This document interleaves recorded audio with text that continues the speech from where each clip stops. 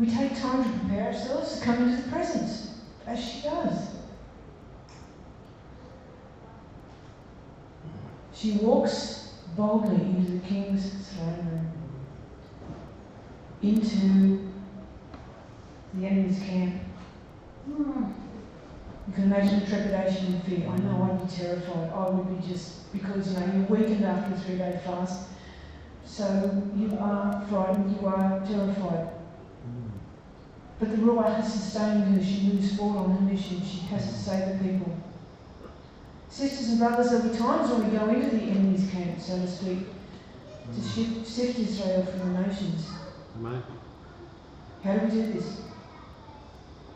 Revelation 12:11 tells us they overcome by the blood of the Lamb through the word of his testimony. And they do not love their own life shop even unto death. So with the Torah and the testimony can we do this? Look at Esther's resolve. Look at King Messiah Yeshua's resolve to go to the tree. Such should be ours, to care so much for the lost sheep that we want to sift them. As we see here, Esther wins the king's favour. He sees her and calls her forward. I must admit at this point in the story, I feel I need to go, oh, that's all done. Phew. No, wait, there's more. Guess he's in the room with the king. Haman and his henchmen. So Esther uses a little wisdom, a little chokmah. She doesn't blurt out her request straight away. She chooses to invite the king and his Prime Minister Haman to a banquet. Hey girls, wait till a man's heart. Hey, we laugh, but there is wisdom here. You got something serious to discuss with your husband? Feed him first. He's in a place of being more receptive because he has a full stomach. I'm speaking from experience. But exercise some wisdom. Be certain of the time and place to discuss these things. Alright? Richard and I have got a room. No business in the bedroom. That's one of our rules. No business on Shabbat, goes without saying. Time and place. Don't assign him with it when he comes in, he's tired. Let him have a rest. Give him a glass of wine. Feed him. And when they're relaxed, then we can discuss it. Proverbs 8:12 tells us, I, wisdom, dwell with prudence and find out knowledge and devices. Ladies, get wisdom, get wisdom. But I'm going to divert here. I want to respectfully address my brothers. Guys, Yahweh endowed you with da'at, knowledge. But he's given us wisdom. Chokmah has been given to us women. I'm going to give the Gentile king here a little bit of a plug. Yes, he's wicked, yes, he's ruthless, but at this point in time, he's listening to his queen. And he unwittingly cooperates in the plan of salvation, yeah? We women do have wise advice to give on occasion. Guys, it's a smart man who listens to his wife before making any decision. And it's a wise woman who engineers the correct time and place and words to give the wise advice. So Esther prepares a banquet. Can you imagine the effect this is having on Esther's people when they see her dining with the enemy? Here's this good Jewish queen with Haman. So what? That would be like going my ear dining with our Hitler. Huh? Tilt. What's she doing? What is she doing? She's showing the Jewish people that deliverance will come from Yahweh, not her. Get her eyes off her, your eyes are on Yahweh. Continue to fix your eyes on him and to remember that the deliverer of their people in the past was raised in the enemy's palace. Moshe. But he used that experience to dialogue with Pharaoh. Esther's also been smart in another call here. She's allaying any fear or suspicion on Haman's part that she's plotting against him. So, it's the king and the prime minister of my place for food. nice and friendly. But it's a wise move because she doesn't want him rising up in revolt and killing the plain, and she doesn't want to move too quickly here. Because while at the banquet, the king says to Esther, as we read in Esther 5, 6 to 8, whatever your petition, it will be granted to you, and whatever you request, even to half the kingdom, shall be performed. Then answered Esther and said, my petition and my request is, if I have found favour in the sight of the king, and if it please the king to grant my petition and to perform my request, let the king and Haman come to the banquet that I shall prepare for them, and I will do tomorrow as the king has said. I've got to be honest with you here. Temptation half the kingdom would be strong, wouldn't it? Oh yeah! If I was in this position, wow, all that real estate. Money and power that goes with it? Yeah. Now that could solve the Jewish dilemma. I mean, consort, half the kingdom, manipulate the king to my wishes. Stop right there. That's evil inclination.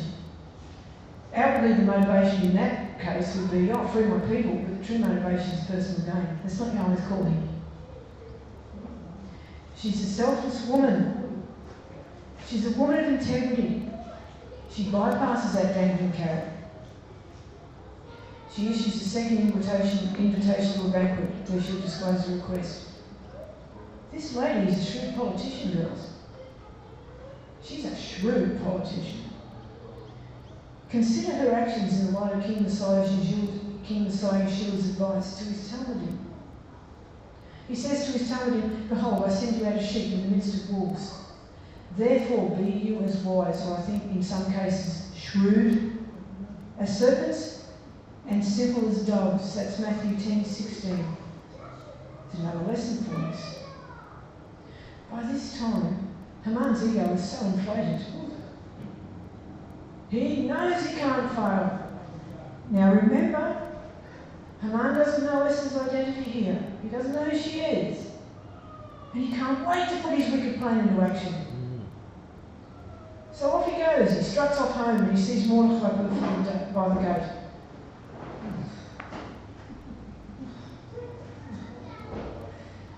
That's just done him.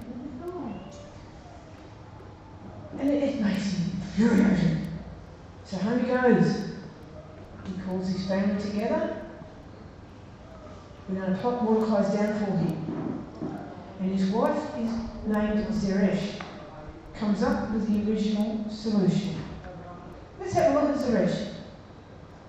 Who was she? Her father was Tatanai. That means ruler of across the river. He makes an appearance in the book of Ezra when he tries unsuccessfully to halt the rebuilding of the temple in Jerusalem. The sources describe Zeresh as a very wise woman who even knew the secrets of sorcery. According to the Midrash, Haman had 365 advisors, but Zeresh's advice was the best he received. She'd found an original way to do away with Mordecai. There's one that's never been tried. So she tells her husband, you must remember that Mordecai is a Jew. If you try to kill him with a sword, know that Pharaoh attempted to decapitate Moses and failed.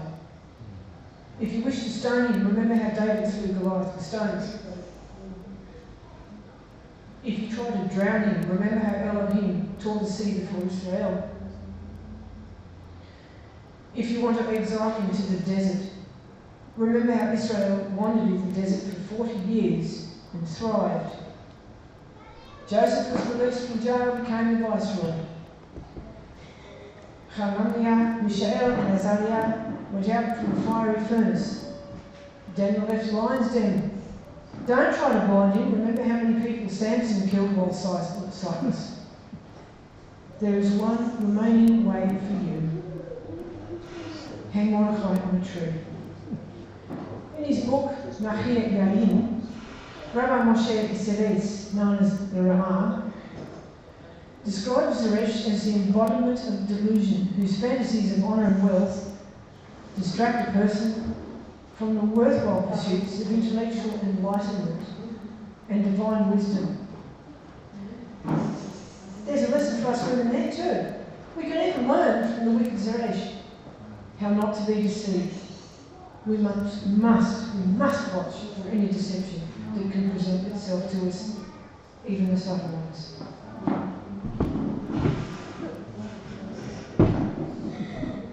So, Haman acts on his wife's advice. On that night, the king could not sleep, Esther 6:1 tells us, and he commanded to bring the book of records to the chronicles, and they were read before the king. You know, it seems like a lot of people weren't sleeping that night, eh? Mordecai and the Jews, they were praying and weeping before Yahweh, and fasting. Their cries were heard, Baruch Hashem Yahweh. On that night there was a great clamour in heaven. The tears and prayers of the distressed Jews in their sincere repentance, true remorse, broke through all the gates of heaven. The angels in great consternation asked one another, is Yahweh truly going to destroy the world?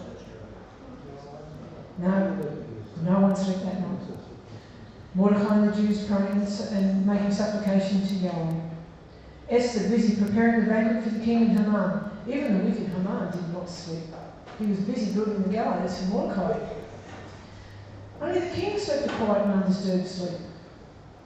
But when Yahweh saw that he was sleeping so peacefully, he said to the angel Gabriel, my children are in mortal danger, and this fool is sleeping unperturbed. Go and disturb his rest. Yahweh does this to show the king what a good advisor Mordecai is, because he can't sleep. So they bring in the records of the Chronicles, and it's found here. In Esther 6:2 we read that Mordecai had told of Bigtana and Teresh, two of the king's chamberlains, and those who kept the door, who had sought to lay hands on the king. In other words, they plotted an assassination attempt. And the king feels that he should reward Mordecai for this. And as we're told, Haman unwittingly falls into Yahweh's hands here. He's hurrying into the king to seek his permission to hang Mordecai. He finds himself honouring Mordecai instead. Instead of going and going, hey, look, I put the gallows, let's hang him. He's leading him around on the king's horse. I always figured that Yahweh's got a sense of humour, I've got to be honest with you. But now we see Zeresh at the best. Because he goes storming home to his wife. I wouldn't believe what they got me to do. So his wise man and Zeresh, his wife, said unto him, if Mordecai, before whom you have begun to fall, be of the seed of the Jews, you shall not prevail against him, but shall surely fall before him. She hunts for the hounds and runs from the hair, doesn't she? She has turned herself around a bit, but the prophecy does come to pass. So, the scene is set for the next night. Esther receives her guests at the banquet. So we read in chapter 7, verse 1 to 10.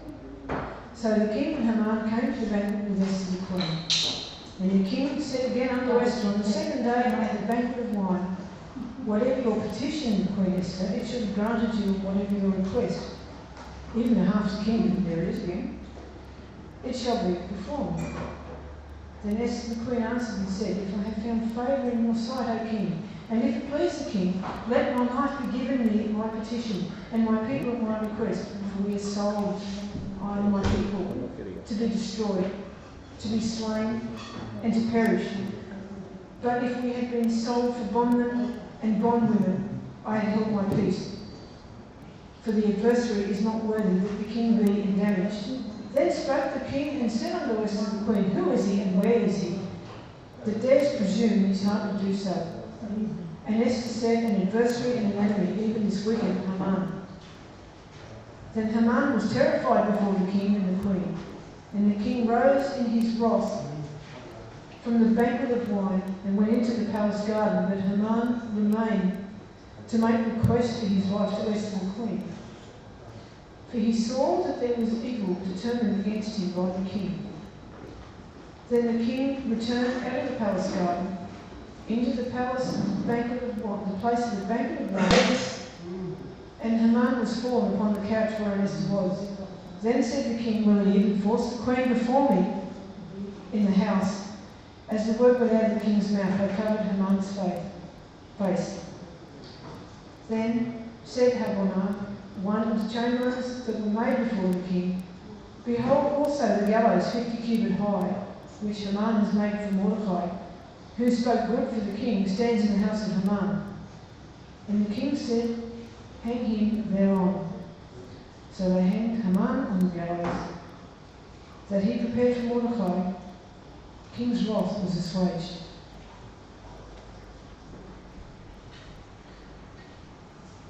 What circumstances have encouraged Esther to speak, not just for herself but for her people? Well, she saw Mordecai being honoured the night before by his enemy and saw that Yahweh was indeed for her people. Nonetheless, she's trembling with emotion, but she feels safe enough to reveal not only truly who she is, but who her husband's enemy is. This angered the king, and angered him even more to see the wicked Haman secretly trying to sexually assault his wife. In his palace, ruthless as a king as he was, he did esteem his wife. So as we know, the most dramatic leadership spill I've ever seen occurred. Haman was disposed and hanged. Mordecai becomes the new prime minister. But the story doesn't end there. But wait, there's more. While Mordecai and Esther had guaranteed safety in the king's palace, the original edict of the destruction of the Jews is still there. It hasn't been reversed. So we read in Esther chapter 8, 5-17. She pleads with the king, let it be written to reverse the letters devised by Haman, son of Hammedatha the Agagite, which he wrote to destroy the Jews that are in all the king's provinces. For how can I endure to see the evil that should come upon my people? Or how can I endure to see the destruction of my kindred? Then said the king, said unto Esther the queen and to Mordecai the Jew, behold, I have given Esther the house of Haman. She got a real estate. And him they have hanged upon the gallows because he laid his hand upon the Jews. Write you also concerning the Jews as it likes you in the king's name and seal it with the king's ring. For the writing which is written in the king's name and sealed with the king's ring may no man reverse, which is why the first decree couldn't be reversed. Then were the king's scribes called at the time in the 3rd month, which is the month of Sivan, on the 23rd day thereof. And it was written according to all that Mordecai commanded concerning the Jews, even to the satraps, and even the governors and princes of the provinces, which are from India unto Ethiopia, 127 provinces. Unto every province according to the writing thereof, and unto every people after their language, according to the Jews, and to the Jews according to their writing and according to their language. And they wrote in the name of King Ahasuerus, and sealed it with the king's rings, and sent letters by post and horseback, riding on swift steeds that were used in the king's service, ready to start. That the king had granted the Jews that were in every city to gather themselves together, and to stand for their life, to destroy and to slay, and to cause to perish all the forces of the people and prophets that would assault them, their little ones and women, and to take the spoil of them for a prey. Upon one day, in all the provinces of King Ahasuerus, namely upon the 13th day of the 12th month, which is the month of Adar, which was the day that was set out for the Jews to be destroyed, the copy of the writing to be given out through decree in every province was to be published unto all peoples, and that the Jews should be ready against that day to avenge themselves on their enemy. So the posts that rode upon swift steeds that were used in the king's servants went out, and being hastened and pressed by the king's commandment, and the decree was given out in Shushan the castle. And Mordecai went forth from the presence of the king in royal apparel of blue and white, with a great crown of gold, and with a robe of fine linen and purple. And the city of Shushan shouted and was glad. The Jews had light and gladness and joy and honour, and in every province and in every city, whithersoever the king's commandment and his decree came, the Jews had gladness and joy, a feast and a good day. And many from among the peoples of the land became Jews. So we had a few conversions as well. For fear of the Jews had fallen upon them. Then further on we read in Esther 9, the Jews smote all their enemies with the stroke of the sword, and with the slaughter and destruction did what they would unto them that hated them. And in Shushan the castle the Jews slew and destroyed 500 men, in Pashamtata and Daphon, and Aspata and Porata and Adalia and Aritata and Pashpam Mashata and Arisai and Aridai and Vaitza, the 10 sons of Haman, son of Hamedata, the Jews' enemy, they slew. But on the spoil they laid not their hand. Now here's something interesting. Esther goes a bit further and she requests one more thing. Let it sit unto Esther if it pleases the king. Let it be granted that the Jews that are in Shushan to do also tomorrow, according to this day's decree. Let Haman's 10 sons be hanged upon the gallows. Esther 9:13. The 10 sons were already dead. So why are we hanging them? Curious then, curious. It's a prophetic act. That prophecy was fulfilled in Nuremberg 1946 with the hanging of the 10 convicted Nazis. So, sisters and brothers, what can we learn from this amazing lady? Her honour, her courage and integrity are on display throughout this story. Her wisdom and political shrewdness are there too. Her humility in submitting to Mordecai and his teaching is evident. But underlying all this is how she approaches the king. Although he is Gentile and ruthless, and she herself is a descendant of King Shaul, and thus royalty itself more royal than he is, she displays an attitude of respect toward him all throughout the story. Tough as it was, repulsive as it must have been on occasion, she maintained honour and respect toward Ahasuerus at all times. So girls, choose your role model. Will it be Vashti, the materialistic, selfish Barbie doll, showing off to all on Sunday? Will it be Zeresh, the controlling, manipulative, two-faced wife? Or will it be Esther, a true queen, fearing Yahweh, holding fast to his word, quiet achiever, using her attributes in service to others, willing to lay down her life in service and love? How hard, which one I choose? And that's it.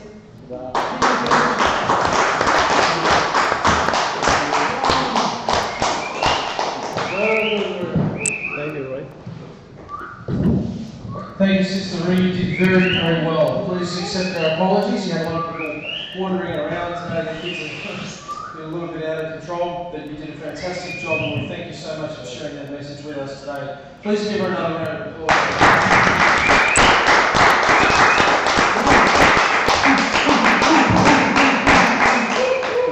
What I did hear of the message, she pretty much, Sister Reed pretty much hit on all the beats that you'll read from the rabbinic service, and it was very neat to focus though all the way, which is very difficult to do. It's an original message, it's not something you just found off the web and threw up there. You did a terrific job, and I will, with the permission of those here, I will forward reading my email list, which you probably already got because of your notifications anyway. And if you can in the next coming days, can you post the slides as a show? You can change them as a show and post your notes to everyone, and I'll have a decent read of it. But thanks again. Please stick around because we're going to have something to eat. I'm sure you're all hungry. And hopefully I will see majority of you in 2 days' time. And if you can't make it, sit down somewhere and read the book of Esther. And those of you that want to do the fast of Esther, that is on Monday. So sundown and Sunday night. Or you can do a partial fast, which is you can eat before 5 and then you can eat after 5 and you can do a partial fast. Which most Jews treat it as. Some Jews do for 3 days. If you're going to do that, if you're fasting, you would have already started the fast. So. Anyway, thanks very much for coming out, and thanks very much for joining us on the broadcast. Thank you. Shall we talk? That would be order. You did very good, Rick. You did right. great. I'm so sorry we were walking around and it wasn't. You did fantastic.